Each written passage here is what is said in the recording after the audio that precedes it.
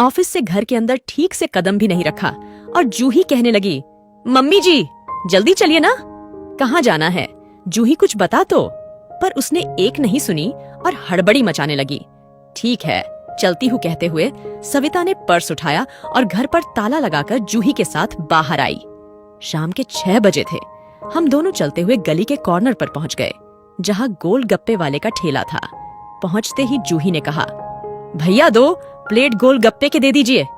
खाते खाते बोलने लगी, मम्मी जी ऑफिस से आते समय रोज देखती हूँ लोगों को गोलगप्पे खाते हुए, मेरा भी मन करता था पर अकेले तो नहीं खा सकती हूँ ना, इसलिए आज मैं आपको खींच कर ले आई। सॉरी। कोई बात नहीं जूही, मुझे भी अच्छा लगा, बहुत दिनों बाद गोलगप्पे खाकर थैंक यू। जूही बहुत खुश हो गई।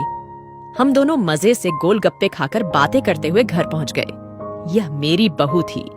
उसे शादी करके हमारे घर आए हुए 10 साल हो गए।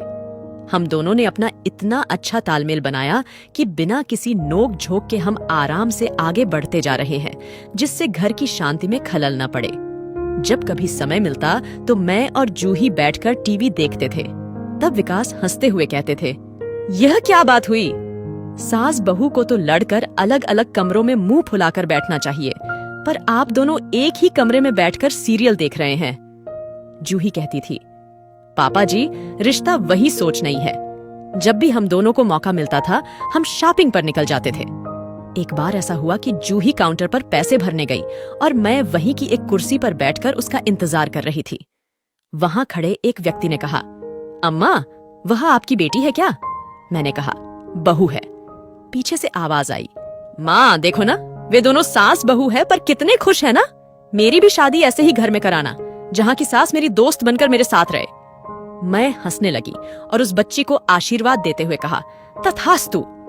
जूही आ गई और हम दोनों वहां से निकल गए, पर मुझको ऐसा लग रहा था जैसे कुछ आंखें अभी भी हमारा पीछा कर रही है।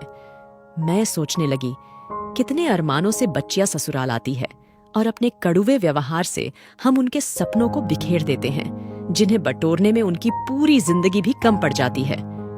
वही कड़ुवापन वे अपनी बहुओं को देती है। यह साइकिल की तरह चलता ही रहता है। कोई तो उस कड़ुवेपन को दूर करे ताकि आगे की पीढ़ी खुशी से जिए और दूसरों को जीने दे। सोचते सोचते ही कब घर आ गया मुझको पता ही नहीं चला।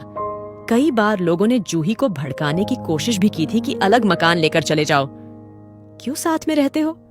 पर जूही ने तो उन्हें अनसुना ही कर दिया था। एक बार तो हद ही हो गई थी। विकास के मामा की बहू और बेटा दोनों मिलने आए थे। बहू ने तो हमारे सामने ही जूही को नसीहत दे डाली कि अपने लिए स्पेस रखो और आराम से अकेले रहो। उनके जाते ही विकास ने हंसते हुए कहा, हाँ तो जूही बेटा एक अपार्टमेंट देखूं क्या तुम लोगों के लिए? जूही ने झट से कहा, पापा जी ऐसे लोगों की बातों को एक कान से सुनकर दूसरे कान से निकाल देना चाहिए। यह उसके संस्कार है।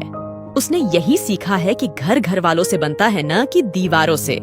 सबको बांध कर रखना और सबको साथ लेकर चलना, इसके लिए बहू को भी अवसर मिलने चाहिए। बेटे और बहू को भी बीच बीच में अकेले छोड़ देना या उनको उनका समय बिताने का अवसर देते रहना चाहिए।